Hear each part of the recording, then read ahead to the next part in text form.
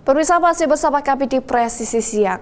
Hak aborsi adalah salah satu isu penting Pilpres Amerika Serikat. Sejak Mahkamah Agung Amerika menyerahkan kebijakan ini ke masing-masing negara bagian pada 2022, Partai Demokrat bergerak melindungi hak itu, sementara Partai Republik berupaya membatasinya. Isu ini memotivasi pemilih ke TPS tahun ini. Berikut laporan Valdia Baraputri dari VOA.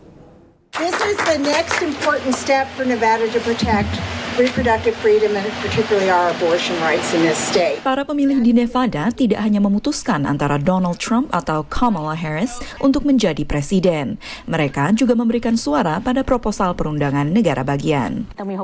Laura Campbell datang ke rumah-rumah menjelaskan mengapa menurutnya penting memberi suara ya pada Question 6, sebuah proposal perda mengenai hak aborsi untuk Nevada. Abortion access actually saved my life more than once, and I just think it's important that after Roe v. Wade was overturned, that the state protects us. Namun, pada First Choice Pregnancy Services, sebuah lembaga religi nirlaba yang menyediakan alternatif selain aborsi, orang-orang seperti Deborah Costello khawatir jika usulan kebijakan lokal ini lolos. The fight could seem overwhelming. Millions and millions of dollars in our state supporting the abortion industry. Sebenarnya warga Nevada telah memberikan suara pada 1990 untuk melegalkan aborsi hingga usia kandungan 24 minggu. Namun pendukung Demokrat khawatir bila Trump akhirnya terpilih untuk masa jabatan kedua, ini bisa dibatalkan. Meski Trump sendiri menyerahkan hak aborsi kepada masing-masing negara bagian. Jika usulan kebijakan hak aborsi disahkan di Nevada, maka itu akan menjadi bagian dari konstitusi negara bagian sehingga akan semakin sulit dicabut.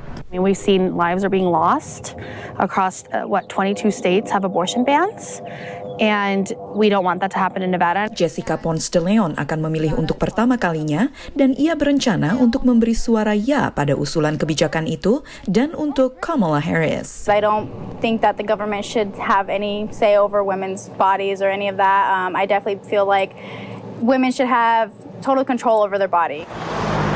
Nevada adalah satu dari 10 negara bagian AS yang pada tahun pemilu ini memberikan pemilih pilihan untuk memutuskan bagaimana dan kapan aborsi harus dilegalkan.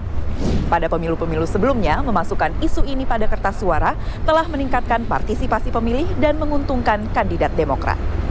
Meski isu itu memotivasi pemilih muda, Emily Costello yang juga akan memilih untuk pertama kalinya berpendapat pikiran dapat diubah dan tidak semua pemilih muda akan memilih Demokrat. If you can visually see how destructive that is to just a single human being, that'll change your mind instantly. Sementara survei nasional yang dirilis oleh Lembaga Jajak Pendapat Kesehatan Independen KFF mengatakan semakin banyak perempuan yang menyebut hak aborsi sebagai isu utama mereka sejak Kamala Harris menjadi calon presiden dari Partai Demokrat. Dari Washington DC, Valdia Baraputri dan tim VOA. Pemirsa, Menlu Amerika Serikat temui pimpinan Israel mendesak perluasan akses bantuan kemanusiaan ke Palestina dan mengakhiri perang di Gaza, Lebanon.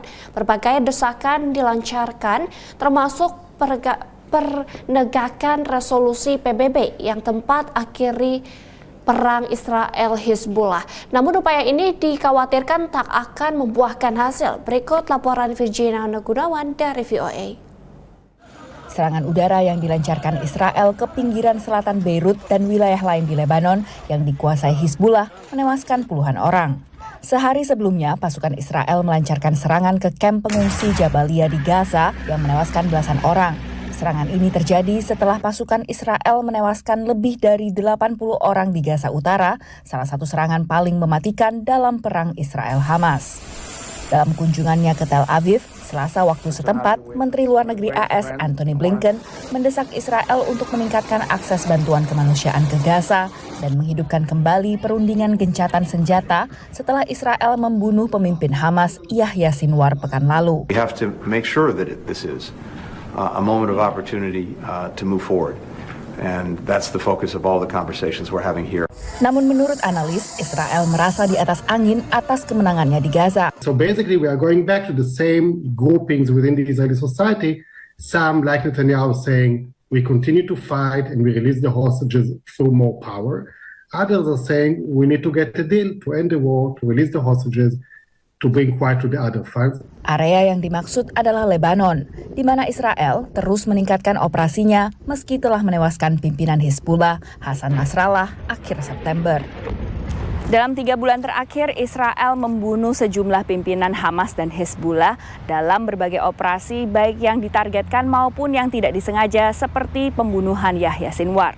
Namun Israel dituntut untuk punya strategi melepas sandera, perencanaan pemerintahan pasca Hamas di Gaza, dan juga perjanjian diplomatik dengan Lebanon untuk pengembalian pengungsi di kedua sisi perbatasan. Blinken juga mendesak Israel untuk melakukan deeskalasi dan menegakkan resolusi Dewan Keamanan PBB 1701 yang mengakhiri perangnya dengan Hizbullah. So the administration understands that Israel, in a sense, has no choice but to go after the infrastructure of Hezbollah south of the Litani. However, the administration is also somewhat traumatized from the Gaza experience and that the lack of any real alternative mechanism for policing southern Lebanon, for who gets to enforce this the UN resolution.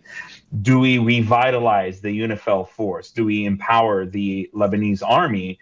Or do we simply allow Israel to kind of engage in this never-ending war? Selain menyerang proksi-proksi Iran seperti Hamas di Gaza dan Hizbullah di Lebanon, Israel juga mempertimbangkan pembalasan langsung ke Teheran atas serangan rudal balistik awal bulan ini. Sementara Blinken menunda kunjungan ke Yordania dan melanjutkan perjalanannya ke Arab Saudi. Dari Washington DC, Virginia Gunawan dan tim VOA.